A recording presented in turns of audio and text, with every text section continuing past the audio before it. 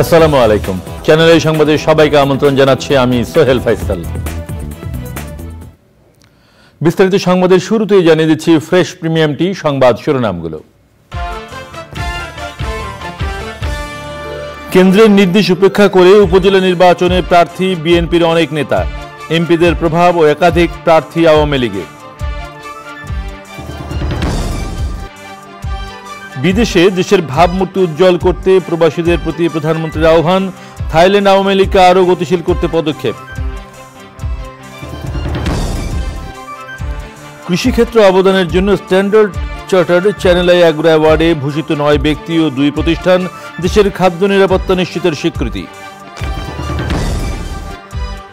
এবং টেকসই উন্নয়ন নিশ্চিতে পরিবেশ বান্ধব সমন্বিত উদ্যোগের বিকল্প নেই বলেছেন বিশিষ্টজনেরা, তরুণ প্রজন্মকে সম্পৃক্ত করার তাগিদ।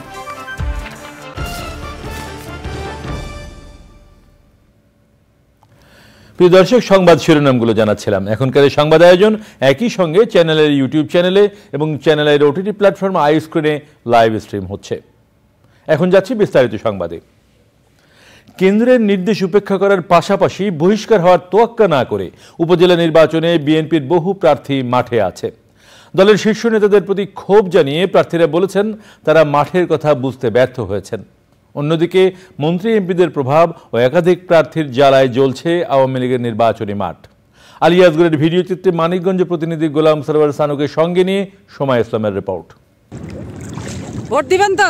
হ্যাঁ, অবশ্যই ভোট। আমি দেশ নাগরিক না, এলাকার উন্নয়নের জন্য যাই, আবার নিজের একটা দায়িত্ব আছে সেজন্য যাই।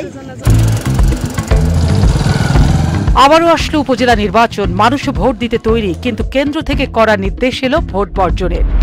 বিএনপির ভোট বর্জন আর ভোট বয়কটের রাজনৈতিক কৌশল কি মাঠের নেতাদের গায়ে শুয়ে যাওয়া অভ্যেস হয়ে গেছে নাকি অন্য কিছু? তা না হলে কেন্দ্রের নির্দেশের বিরুদ্ধে গিয়ে কিভাবে বিএনপির নেতারা উপজেলা নির্বাচনে অংশ নিচ্ছে, সেই খবর নিতেই মানিকগঞ্জ জেলার ভোটের হালচাল দেখতে যাওয়া।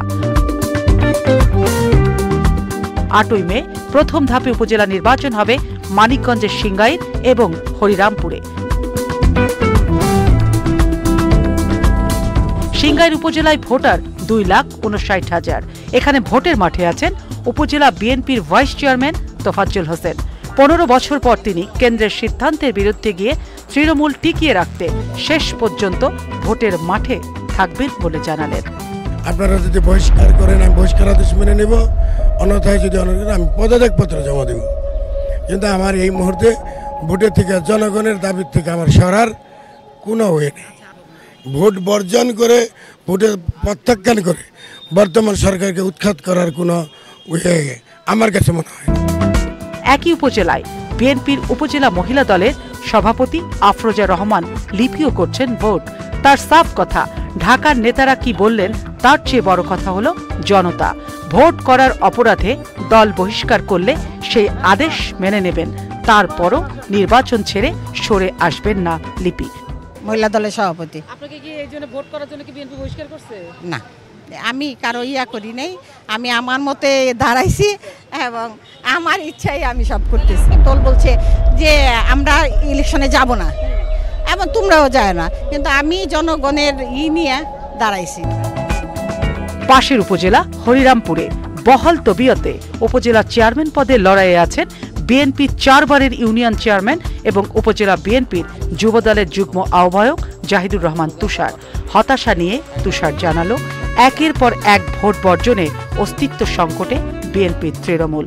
আমাদের দলের একটা নেতা কর্মী যখন থানায় পুলিশ ধরে, গ্রেপ্তার করে, দাবরাদাবরি করে, নেতা পাল্টা তখন কিন্তু আমাদের এই তৃণমূল পর্যায়ের নেতাদের পাশে আমাদেরই থাকতে হয়। উপরের কেন্দ্রীয় নেতারা কিন্তু অনেক সময় আমাদের পাশে আসেন না। একই উপজেলায় ভোট করছেন আরেক বিএনপি নেতা মোশাররফ হোসেন। জানালেন বিএনপি তৃণমূল ভোট চাইছে। যে কোনো নির্বাচন অংশগ্রহণ করা উচিত। ভোট বর্জনটা মানে সমীচীন নয়, সমাধানও নয়। অন্যদিকে দলের একাধিক প্রার্থী মাঠে থাকায় ঘরের ষড়যন্ত্রে বেসামাল সরকারি দলের প্রার্থীরা সকলেই চাইছে এমপির ছায়া। এমপি কার দিকে কম বেশি একটু ভালোবাসা বা সাপোর্ট আমার প্রতি থাকার কথা। আমি মাননীয় সংসদ সদস্যের পক্ষে অবস্থান নিয়েছি। আমার সাথে অবশ্যই থাকবে এমপি মহোদয়ের ভোট। তবে নামে বেনামে উপজেলা ভোটে একাধিক প্রার্থী থাকায় ভোট জমজমাট হবে বলছে নির্বাচনী এলাকার মানুষ। সোমা ইসলাম, চ্যানেল আই, ঢাকা। বিদেশে দেশের ভাবমূর্তি উজ্জ্বল করতে প্রবাসী আওয়ামী লীগ নেতা কর্মীদের প্রতি আহ্বান জানিয়েছেন প্রধানমন্ত্রী শেখ হাসিনা।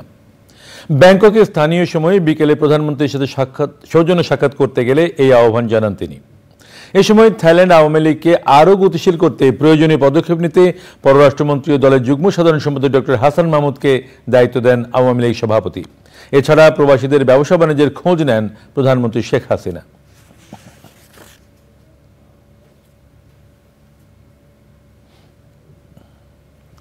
কৃষিক্ষেত্রে অনন্য অবদানের জন্য Standard Chartered Channel I agro অ্যাওয়ার্ডে ভূষিত করা হলো 11 ক্যাটাগরিতে 9 ব্যক্তি ও 2 প্রতিষ্ঠানকে।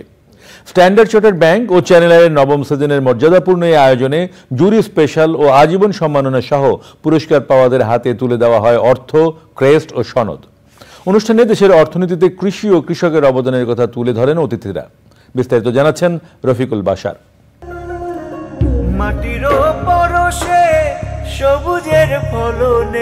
দেশের খাদ্য নিরাপত্তা নিশ্চিত করার সাথে অর্থনীতিকে এগিয়ে নিতে যারা অক্লান্তভাবে কাজ করে চলেছেন তাদের স্বীকৃতি দিতেই স্ট্যান্ডার্ড চার্টার্ড ব্যাংক ও চ্যানেল আইয়ের এ মর্যাদাপূর্ণ আয়োজন।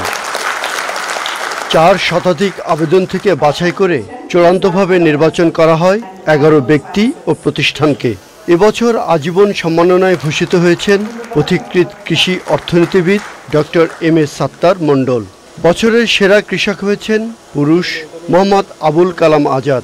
বছরের সেরা কৃষক নারী তানিয়া পারভিন। সেরা মেধাবী সংগ্রামী কৃষক পুরুষ মোহাম্মদ সিদ্দিক হোসেন। সেরা মেধাবী সংগ্রামী কৃষক নারী সাবিত্রী বিশ্বাস। পরিবর্তনের নায়ক মোহাম্মদ সানোয়ার হোসেন। সেরা জলবায়ু অভিযোজক ডক্টর মিন্ময় গুহ নিয়োগী। সেরা কৃষি সাংবাদিক শাহনোয়ার সাইদ শাহিন। জুরি স্পেশাল ডক্টর মোহাম্মদ আল মামুন। সেরা কৃষি প্রতিষ্ঠান সহায়তা ও বাস্তবায়ন আই ফার্মার এবং সেরা কৃষি প্রতিষ্ঠান রপ্তানি প্রাণ ডেইরি। বাণিজ্যিক কৃষিকে লাভজনক পর্যায়ে রাখতে গেলে বিনিয়োগ বাড়াতে হবে। বাংলাদেশ এখনো এক্সপোর্টে অনেক পিছিয়ে আছে। আমরা কৃষিতে আরো আগে এগিয়ে যেতে চাই। পুরস্কার প্রাপ্তিটা অনেক গুণে এটা কাঙ্ক্ষিত বস্তুতে পরিণত হয় যদি আপনি সেই পুরস্কারটা আপনার আইডলের কাছ থেকে নিতে পারেন। এই ধরনের আমিও একটা স্বপ্ন দেখেছি যে আমিও শাইখ সিরাজ স্যারের মতো ওনার নামটা যেভাবে আমি এখানে প্রচার করছি আমার নামটা যেন এভাবে আমি রেখে যেতে পারি। বাংলাদেশের অগ্রযাত্রায় কৃষি ও কৃষকের ভূমিকা তুলে ধরে শুভেচ্ছা বক্তব্য দেন চ্যানেল আইয়ের ব্যবস্থাপনা পরিচালক ফরিদুর রেজা সাগর। একটি জাতিকে এগিয়ে নিয়ে যাওয়ার জন্য কৃষকদের যে কত বড় ভূমিকা আমরা যারা শহরে থাকি তারা উপলব্ধি করেছে নানাভাবে, এবং তার একটা ছোট্ট উদাহরণ হলো শাইখ সিরাজের মাটি ও মানুষ অনুষ্ঠান। আমরা যেমন কৃষকদের সম্মানিত করছি একই সাথে আমরাও সম্মানিত বোধ করছি। মূল্যস্ফীতি নিয়ন্ত্রণে বাজার ব্যবস্থাপনা পরিবর্তন করে মধ্যস্বত্বভোগীর ভূমিকা কমাতে হবে বলে মন্তব্য করেন স্ট্যান্ডার্ড চার্টার্ড ব্যাংকের নির্বাহী কর্মকর্তা নাসের এজাজ বিজয়। কৃষকের মাঠ থেকে খুচরা বাজারে আসা পর্যন্ত এর মধ্যে যে অপচয় হয় সেটা একটা কারণ।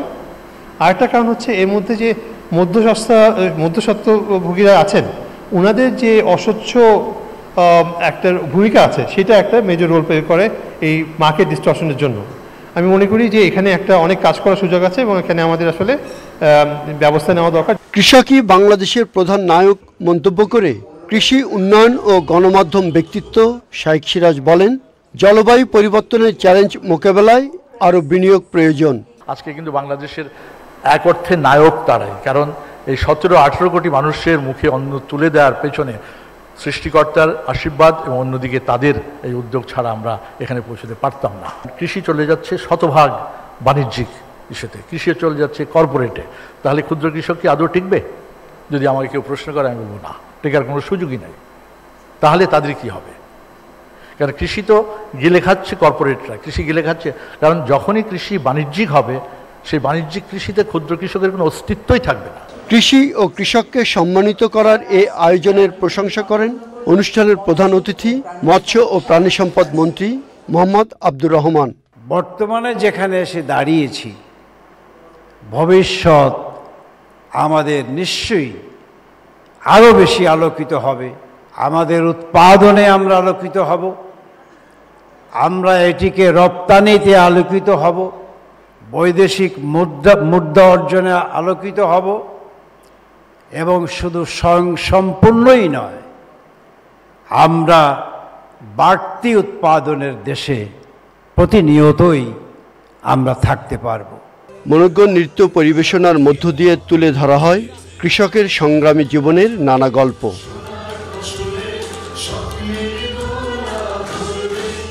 Rafiqul Bashar, channel I, Dhaka. টেকসই উন্নয়ন নিশ্চিতে জীববৈচিত্র্য রক্ষায় পরিবেশ বান্ধব সমন্বিত উদ্যোগের বিকল্প নেই বলেছেন বিশিষ্টজনেরা। ঢাকা বিশ্ববিদ্যালয়ে বাংলাদেশ প্রাণীবিজ্ঞান সমিতির 23তম আন্তর্জাতিক দ্বিবার্ষিক সম্মেলনে অংশ নিয়ে বক্তারা এ বিষয়ে গুরুত্ব আরোপ করেন।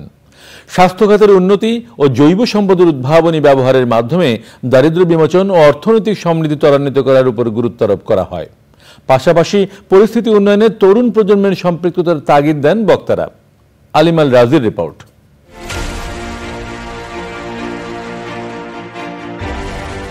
মানব সভ্যতার অগ্রযাত্রায় অপরিকল্পিত আর নির্বিচারে ধ্বংস হয়েছে প্রাকৃতিক সম্পদ। হুমকিতে পড়েছে পুরো জীববৈচিত্র্য।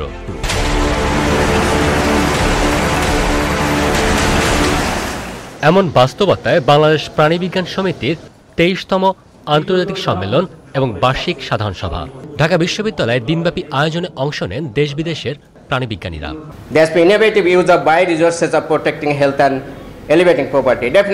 ভবিষ্যৎ প্রজন্মের জন্য বাসযোগ্য ধরিত্রী বিনির্মাণে পরিবেশ বান্ধব প্রযুক্তি আর প্রকল্পের আবশ্যকতায় একমত বিশিষ্টজনরা।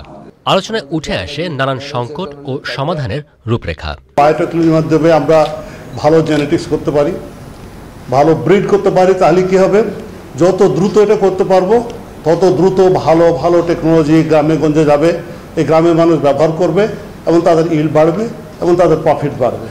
পোভার্টি এই শব্দটি এই বাংলাদেশে মুছে ফেলার জন্য মাননীয় প্রধানমন্ত্রী শেখ হাসিনা ইতিমধ্যেই আমাদেরকে নির্দেশনা দিয়েছেন যে এই পোভার্টির সাথে বাংলাদেশের কোনো সম্পর্ক থাকবে না, পোভার্টি মুক্ত বাংলাদেশ হবে। পৃথিবীর যে এখন আশু কর্তব্য, ওই যে বলে যে সাস্টেনেবল ডেভেলপমেন্ট, সেটাকে আরো মজবুত করা, পোভার্টি দারিদ্র, তার থেকে যে ন্যাচারাল রিসোর্স ম্যানেজমেন্ট এবং তার সাথে যে আমাদের হেলথ, এই তিনটে বিষয়কে সংযুক্ত করে আমাদের চিন্তা ভাবনা, আগামী দিনে গবেষণা প্রকল্পগুলোকে সঠিক করা।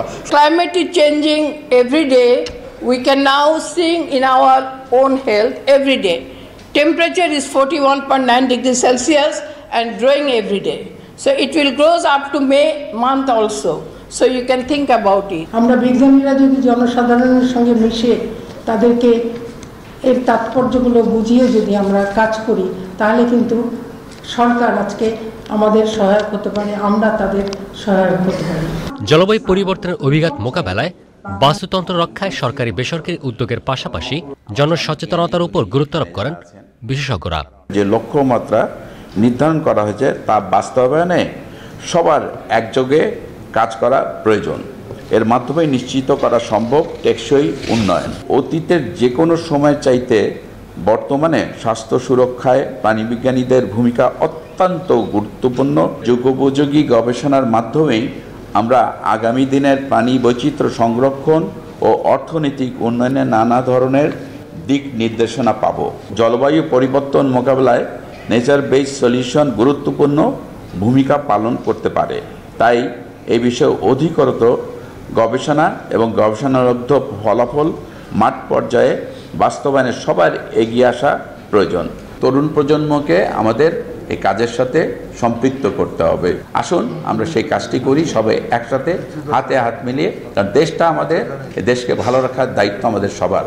আমাদের এখানে একটা এ ফ্যাক্টর যুক্ত হচ্ছে এবং সেই এ ফ্যাক্টরটা হচ্ছে অ্যানথ্রোপোজেনিক ফ্যাক্টর, এবং এই অ্যানথ্রোপোজেনিক ফ্যাক্টর মানুষের করা সমস্ত কাজগুলি আমাদের প্রকৃতির উপর এক ধরনের প্রভাব ফেলছে। অ্যানিমাল হেলথ এবং ফিশারিজ এবং হিউম্যান হেলথ, এটাকে ওয়ান হেলথ অ্যাপ্রোচে এখন আমরা অ্যান্টিবায়োটিক রেজিস্ট্যান্স বা অ্যান্টিবায়োটিক কন্টেইনমেন্টের বিষয়গুলোকে আমরা কাজ করছি।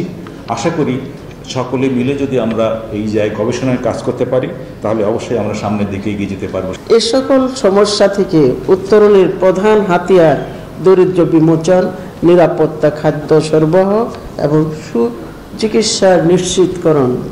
তবে এই সমস্যা দীর্ঘস্থায়ী সমাধানের জন্য সবাইকে ন্যাচারাল বেসড সলিউশন খুঁজতে হবে। সেই সাথে আমি মুকিত বাবু ভাইয়ের কথায় বলতে চাই, ক্ষমতা এবং মমতা দিয়ে আমরা আসুন দেশটাকে গড়ে তুলি। সম্মেলনে প্রাণীবিদ্যা অলিম্পিয়াডের পুরস্কার বিতরণ এবং বিশেষ অবদান রাখা সমিতির সদস্যদের সম্মাননা জানানো হয়। আলিমান রাজি, চ্যানেল আই, ঢাকা। দেখছেন চ্যানেল এই সংবাদ। এবারে কিছুক্ষণের বিরতি, আর বিরতির পর অন্যান্য সংবাদের সঙ্গে থাকবে আইপিএলে আজ দিনের প্রথম ম্যাচে মুখোমুখি হবে দিল্লি ও মুম্বাই। রাতে পয়েন্ট টেবিলের সংবাদে আবারও আমন্ত্রণ। এবারে নিটল টাটা কৃষি সংবাদ।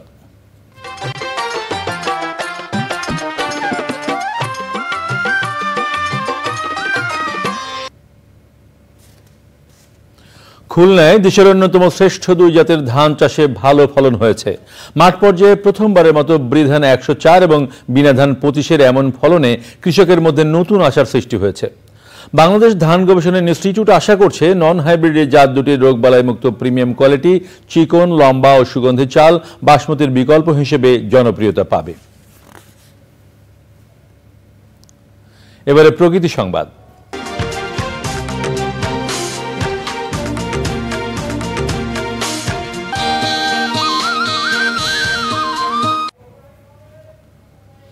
নিয়ম নীতির তোয়াক্কা না করে কেটে নেওয়া হয়েছে গাইবান্ধার গোবিন্দগঞ্জের কয়েকটি সড়কের শতাধিক গাছ।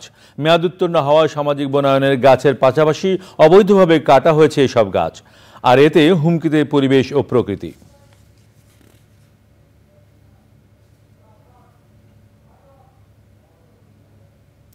এবারে খেলার খবর।